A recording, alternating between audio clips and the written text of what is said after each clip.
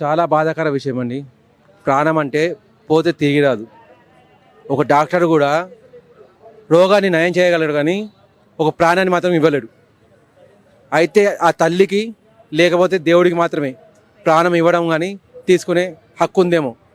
Even తల్లి కూడా ప్రాణం తీసుకునే హక్కు లేదు. అటువంటి ప్రాణాన్ని కోల్పోవడం అనేది నిజంగా చాలా బాధాకరమైన విషయము. ఆ సోదరుడు ఎందుకు ఆ చర్య చేశాడో, ఎంత బాధలో ఉన్నాడో నాకు ఆలోచన కూడా తట్టడం లేదు. నేను ఆర్టీసీ సోదరులకు చెప్తున్నది ఒకటే, దయచేసి ప్రాణాల మీదకి తెచ్చుకోకండి. ఏదైనా పోరాడదాం. మీకు కావాలంటే రోడ్డు జామ్ అని చెప్పి చేయండి, చెక్క జామ్ అని చెప్పి మీరు ఇప్పుడు చేశారు. ఆర్టీసీ రోడ్డు జామ్ అని చేయండి, దాన్ని కూడా మేము సహకరిస్తాం. మాకు బాధలు పడ్డ పర్లేదు. మీరు ప్రభుత్వంలో విలీనం అవడమే మాకు కూడా కావాల్సింది. మీరు ప్రభుత్వంలో విలీనం అయితే మాకు ఆ అవకాశాలు పెరిగినట్టు, మేము కూడా గవర్నమెంట్ ఉద్యోగం పొందినట్టు మేము సంతోషిస్తాం. అంతేగాని ప్రాణాల మీదకి మాత్రం తెచ్చుకోకండి. ఇది ఎవరికైనా బాధనే. ఇప్పుడు ప్రాణాల మీదకి మీరు తెచ్చుకున్నప్పుడు ఒక్కటి ఆలోచించారా, చివరి నిమిషంలోనైనా కానీ మీరు చనిపోతే మీ భార్య పిల్లల్ని ఎవరు చూసుకుంటారని చెప్పేసి. పొరపాటున మీ తల్లిగారే ఉన్నారనుకోండి, మీ తల్లిగారు ఎక్కడి నుంచి వాళ్ళకి ఫుడ్ తీసుకొస్తుంది ఆలోచన చేశారా? కనీసం ఆలోచన వచ్చినా కూడా మీరు ఆగేవారేమో. ఎందుకు ఈ అనాలోచిత చర్య చేశారని చెప్పేసి ఇప్పటికీ నేను బాధపడుతున్నాను.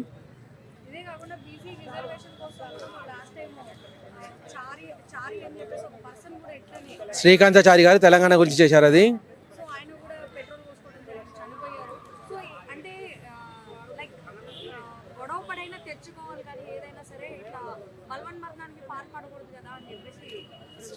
ఒకానొక సందర్భంలో ఇది ఎలా వచ్చిందంటే అండి, ప్రాణత్యాగం చేస్తే ఇంకా ఎక్కువ గుర్తింపు వస్తుందేమో అని చెప్పి ఆలోచన వచ్చింది.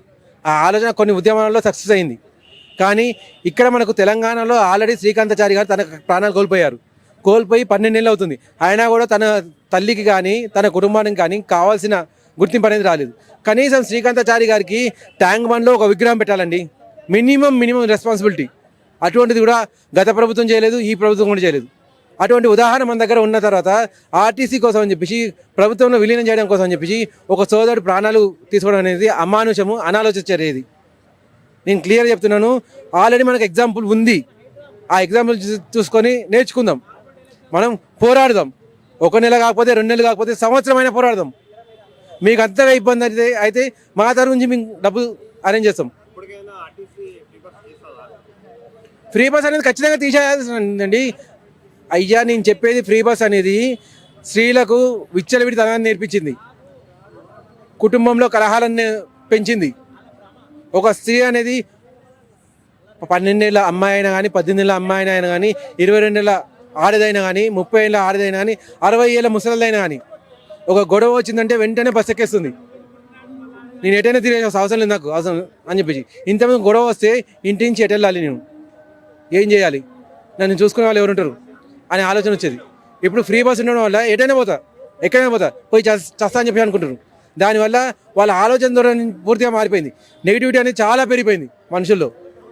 ఇది పెట్టింది ఫ్రీ బస్ వల్లనే. ఈ ఫ్రీ బస్ వల్లనే ఇటువంటి ఆలోచనలు పెరిగాయి. మనకి ఇది పాజిటివిటీ అని చెప్పి పెంచాలి, వాళ్ళ ఖర్చులను తగ్గించడానికి చెప్పేసి ప్రభుత్వం మేబీ ఆలోచించి చాలా పెట్టిందేమో. కానీ దీనివల్ల నష్టాలే కలుగుతున్నాయి మనకు. ఈ నష్టాలు కలగకుండా ఇప్పుడైనా చర్యలు తీసుకోవాలి. ఆ ఫ్రీ బస్ అనేది తీసేయాలి. ఫ్రీ బస్ తీసేయడం వల్ల ఆర్టీసీ కనీసం నష్టాల బారన్నా వీడుతుంది, లాభాలన్నీ రాకపోయినాడు. ఇంకో విషయం, ఖచ్చితంగా ఆర్టీసీ అనేది ప్రభుత్వంలో విలీనం కావాలి.